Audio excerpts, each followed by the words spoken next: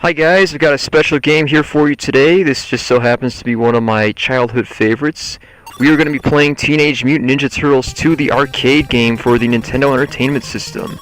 Released all the way back in 1990, which is actually the year I was born.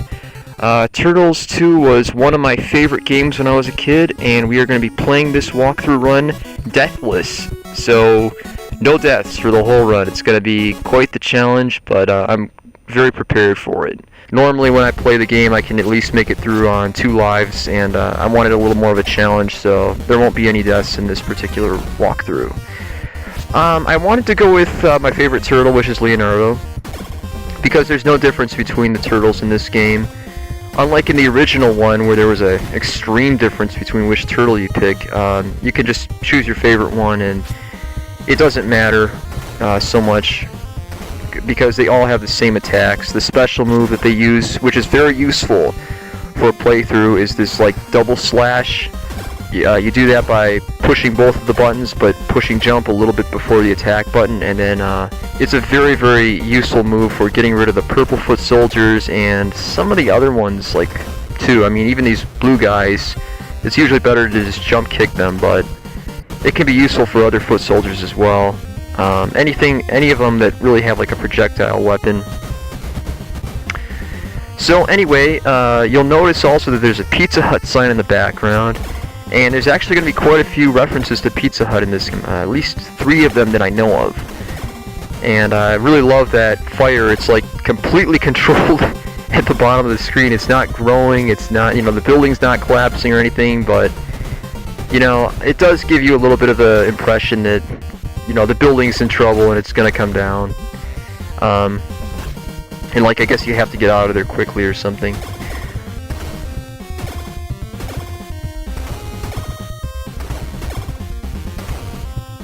I think one of the biggest complaints about the original game really is that people can't use their favorite turtle to get through it. I mean, you have to use basically Donatello and Leonardo for pretty much the whole thing, and it's kind of sucks in a lot of senses that Raph and Mike in that game are just totally useless.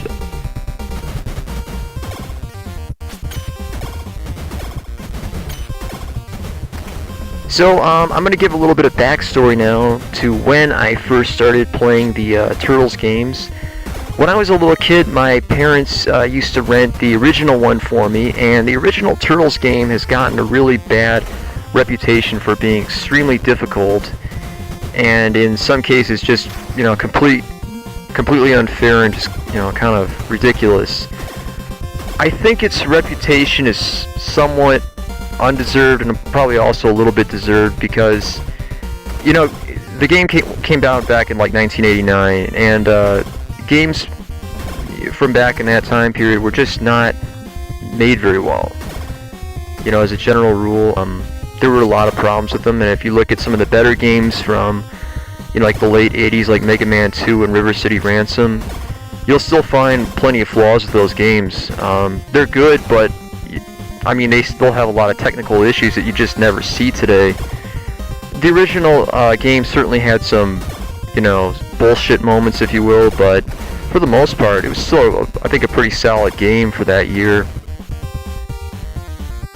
And the second Turtles game, the one we're playing here, definitely is a lot better than the original, but it's also a different style. This is a beat 'em up, and that was a platformer.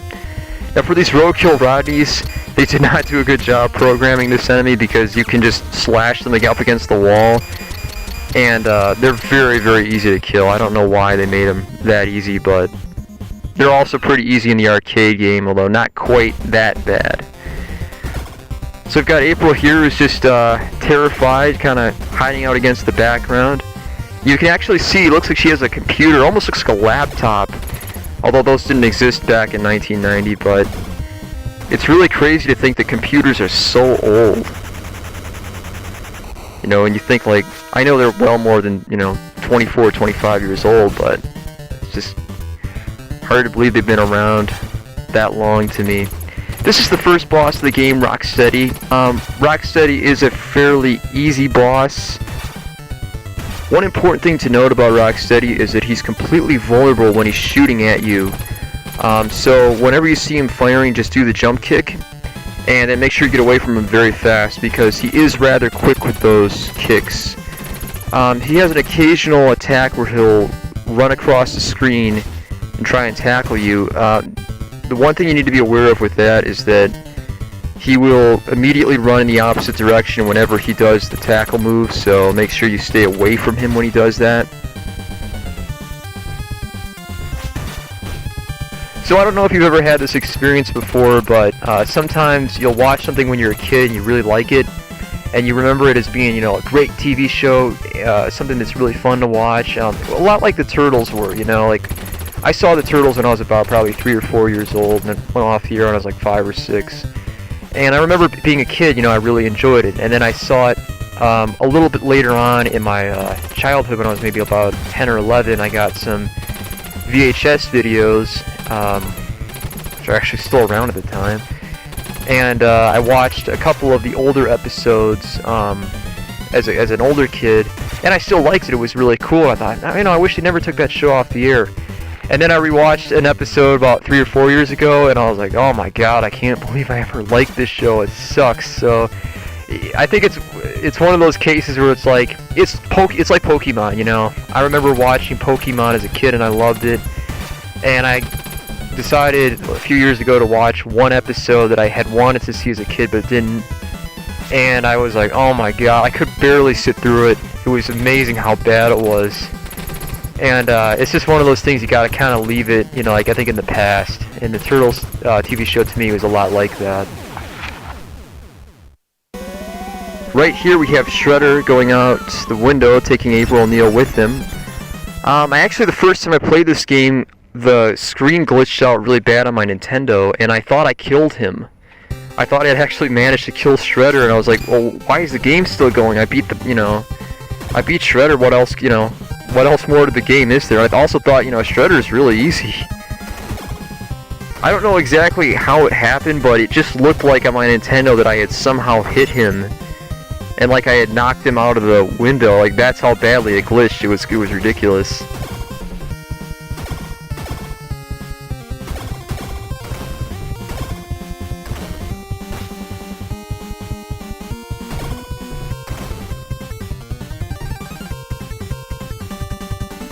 But anyway, I wound up playing this one about a year after I first played the original Ninja Turtles, and I really liked it. I mean, it was you know, a lot of fun, but it was very, very challenging to beat. It took me a while, I think, to even beat the second level boss of the game, and it was a really, you know, it was a good challenge for like a kid that's about 4 years old.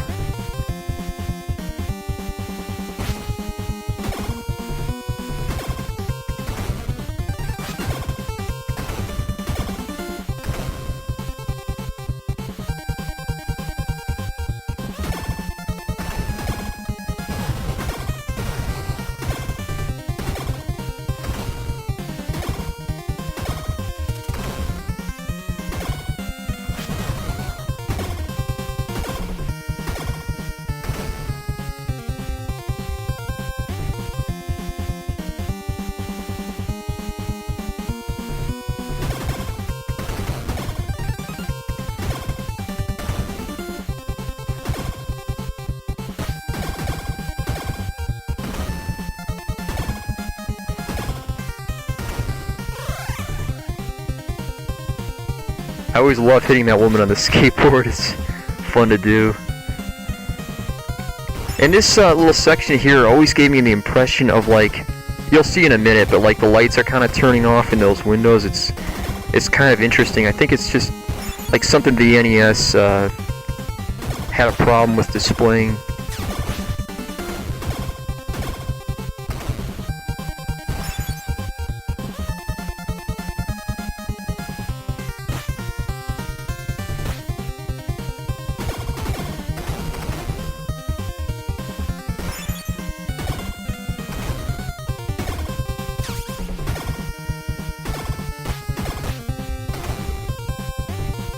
Yeah, like right there, you can kind of see in the upper corner, it looks like those lights are shutting off. And we are now running into our second encounter with the Pizza Hut signs.